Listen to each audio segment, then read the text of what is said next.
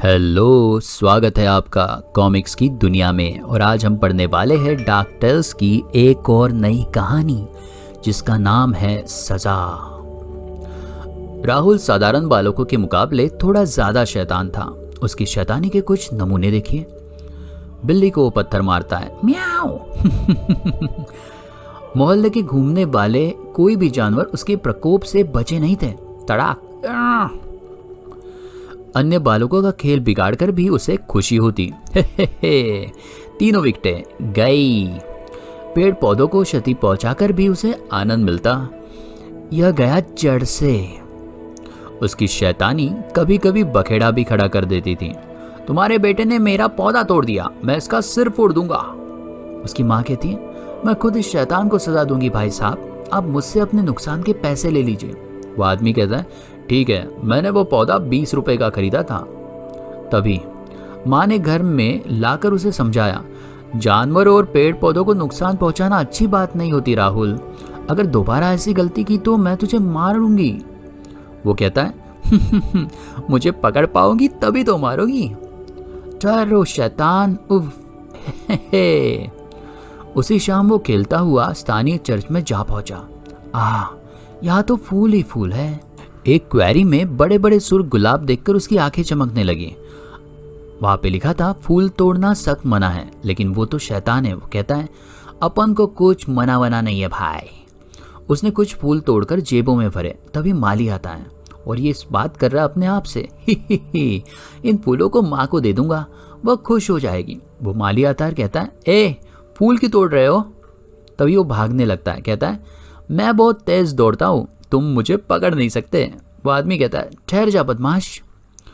वह तेज दौड़कर चर्च के गेट से निकल आया। ऐसा दौड़ दिया कि गुलाटी खा गए। जब वह घर पहुंचा,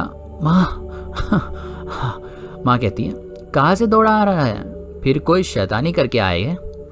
वो कहता है, नहीं माँ, मैं तो तुम्हारे लिए फूल लेकर आया हूँ, गुलाब के फूल। उसकी माँ कहती है, मुझे नहीं चाहिए, मैं तुझे बता चुकी हूँ कि बिना वजह फूल पौधे नहीं तोड़ने चाहिए। वो कहता है, ओ माँ तुम भी बस ना। उसकी माँ कहती, हे भगवान, इस बच्चे को सद्बुद्धि कब देगा तू? उस रात राहुल अपने बिस्तर पर चलकर बिस्तर तक गया। अब सोया जाए। लेकिन यह उसकी आखिरी छलांग सिद्ध हुई। सुबह को, माँ क्या हुआ रे? मैं उठ नहीं पा रहा हूँ, मेरी टांगे नहीं हिलती माँ। उसकी माँ कहती है, हाय मेरे लाल, यह क्या कह रहा तू? माँ की चीख पुकार सुनकर पड़ोसी आ पहुंचे। मेरा बेटा, मेरा राहुल उठ नहीं पा रहा। तो आदमी कहता है, अरे बहन जी, ये एक नंबर का शैतान है, आपसे मजाक कर रहा होगा।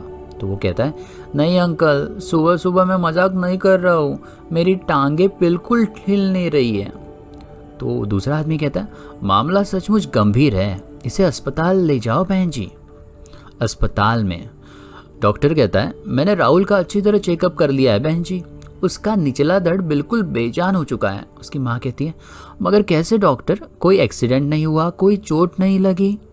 डॉक्टर कहता है, उसे शायद पैरालिसिस हुआ है, बाकी बात मैं एक्सरे देखने के बाद ही बता सकूंगा। माँ कहती है, मेरा बेटा ठीक तो हो जाएगा ना डॉक्टर? डॉक्टर ने इस प्रश्न का कोई उत्तर नहीं दिया। शाम को डॉक्टर दोबारा राहुल का निरीक्षण करने आया। हेलो यंग मैन, अब कैसे हो? वो कहता है, मुझे अच्छा कर दो डॉक्टर प्लीज। डॉक्टर कहता है, तुम ठीक हो जाओगे राहुल, बस हमें तुम्हारा ऑपरेशन करना होगा। तो माँ कहती है, ऑपरेशन? क्यों डॉक्टर? डॉक्टर कहता है, एक्सरे रिपोर्ट देखकर मैं इसी नतीजे पर पहुंचा हूँ बहन जी कि राहुल का ऑपरेशन करने के सिवाय कोई दूसरा रास्ता नहीं है। तभी एक आवाज आती है, रास्ता है डॉक्टर। एक बूढ़ा आता है। डॉक्टर पूछता है, आप कौन हैं? वो कहता है, आप मुझे खुदा का बंदा कह सकते हैं, मैं इस बच्चे की मदद करने आया हूँ। आगे वो डॉक्टर कहता है, इसकी मदद तो हम कर ही रहे हैं, कल सुबह इसका ऑपरेशन होने जा रहा है। तो वो बूढ़ा कहता है, आत्माओं के प्रकोप का इलाज ऑपरेशन से नहीं होता डॉक्टर। डॉक्टर कहता है, व्हाट नॉनसेंस, या आत्मा कहाँ से आ गई? मेडिकल साइंस में रूहों और आत्माओं के लिए कोई स्थान नहीं है डियर ओल्ड मैन। तो बूढ़ा कहता है, यह तुम्हारा विचार है, लेकिन मैं ऐसा नहीं मानता। आगे डॉक्टर कहता है, तो आप यहाँ से तशरीफ़ ले जाइए और हमें अपना काम करने दीजिए। बूढ़ा कहता है, चला जाऊँगा, लेकिन मैं एक नज़र बच्चे का एक्सरे देखना चाहता हूँ, अगर आपको एतराज़ ना हो तो। डॉक्टर कहता है, ऑल राइट, आइए मैं एक्सरे दिखाता हूँ। वो बूढ़ा कहता है, धैर्य से काम लो बेटी, सब ठीक हो जाएगा। आगे डॉक्टर के रूम में, यह लीजिए राहुल का एक्सरे। बूढ़ा कहता है, मुझे ज़रा बताइए कि आपने इसमें क्या खराबी देखी है। तो डॉक्टर कहता है, सच तो यह है कि एक्सरे बिल्कुल क्लियर है, लेकिन फिर भी हम ऑपरेशन करने अपना शक दूर करना चाहते हैं। तो बूढ़ा पादरी कहता है, लेकिन मुझे यह एक्सरे क्लियर नहीं लगता डॉक्टर, आप पीछे हटिए, मैं आपको कुछ दिखाना चाहता हूँ। डॉक्टर सोचता है, अजीब आदमी है।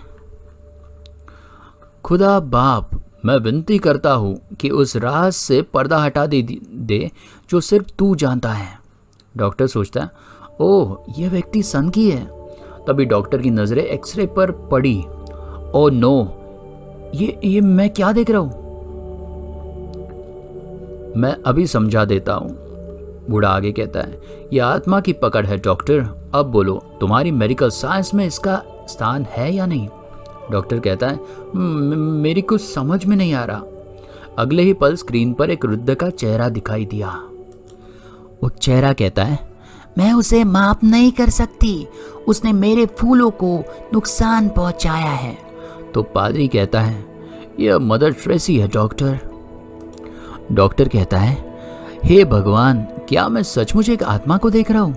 तो आत्मा कहती है, हाँ मैं आत्मा हूँ। जब मैं जिंदा थी तो गुलाब के फूलों से बहुत प्यार करती थी, इसलिए मैंने वसीयत की थी कि मेरी मौत के बाद मेरी कब्र पर गुलाब के पौधे लगाए दिए जाएं। तो बूढ़ा कहता है, आपकी इस इच्छा का पालन किया गया मदर। बूढ़ी कहती है, मतलब वो आत्मा, तभी तो मैं अपने फूलों के साथ बहुत खुश थी। मैं उन गुलाबों की दिन रात निगरानी करती थी, लेकिन उस शैतान बच्चे ने मेरे फूलों को तोड़ा, मेरी आत्मा को दुख पहुंचाया, इसलिए मैं इस शैतान को सजा दी है। अब वह जीवन भर चल नहीं पाएगा, किसी को दुख भी नहीं पहुंचा सकेगा। वो बूढ़ा कहता है, सुन लिया डॉक्टर, राहुल की बीमारी का राज तुम्हारे सामने है, क्या तुम ऑपरेशन करके उसे ठीक कर सकते हो। डॉक्टर कहता है, नहीं। आगे वो बूढ़ा कहता है, राहुल पर दया करो मदर, बच्चे तो शैतानी करते ही हैं, उन्हें इतनी सख्त सजा देना उचित नहीं है। वो आत्मा कहती है, मैं उसे माफ नहीं करूंगी। डॉक्टर वो पादरी कहता है, प्लीज मदर, राहुल की माँ बहुत दुखी है, उसने तो कोई पाप नहीं किया, उसके लिए ही राहुल को माफ कर दीजिए। तो आत्मा कहती है, अच्छा ठीक है, मैं उसे माफ करती हूँ, लेकिन उसे समझा देना कि दोबारा ऐसी गलती न करे। वह किसी का दिल दुखाएगा तो उसकी सजा उसे भुगतनी पड़ेगी। आगे वो आदमी कहता है, थैंक यू मदर। डॉक्टर साहब, यह बात अभी जाकर राहुल को समझा देंगे। वो कहता है, हाँ मैं जाता हूँ। राहुल के कमरे में पहुंचकर डॉक्टर उछल पड़ा। अरे राहुल खड़ा हो गया। राहुल की माँ कहती है, राहुल ठीक हो गया डॉक्टर, मेरा बेटा ठीक हो गया, पता नहीं ये चमत्कार कैसे हुआ। डॉक्टर कहता है, यह चमत्कार खुदा के बंदे ने किया है। बहन जी, सुनकर आप दंग रह जाएगी। तो माँ कहती है, क्या सुनकर डॉक्टर। डॉक्टर ने उन दोनों को अपने कमरे में गुजरी सारी घटनाएं सुना दी। डॉक्टर कहता है, अब बोलो राहुल, क्या तुम दोबारा ऐसी भूल करोगे। राहुल कहता है, कभी नहीं डॉक्टर, आज के बाद न तो मैं किसी का दिल दिखाऊंगा, न ही फूलों को तोड़ूंगा। माँ कहती है, तो फिर चलो उस खुदा के बंदे और मदर ट्रेसी को धन्यवाद देते हैं। डॉक्टर कहता है, मैं भी आता हूँ। लेकिन डॉक्टर के कमरे में अब कोई नहीं था।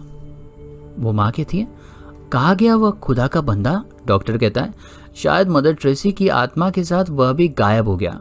मेरी समझ में नहीं आता कि इस घटना को मेडिकल साइंस की हिस्ट्री में कहाँ दर्ज किया जाए। और यहाँ पे कहानी होती है समाप्त। तो शरारतें तो करो, लेकिन लिमिट में। ये इस कहानी से हमें सीख मिलती है। मिलते हैं अगले कहानी के साथ। तब तक के लिए अपना ख्याल रखिए। शबा खैर, टेक केयर, बाय बाय।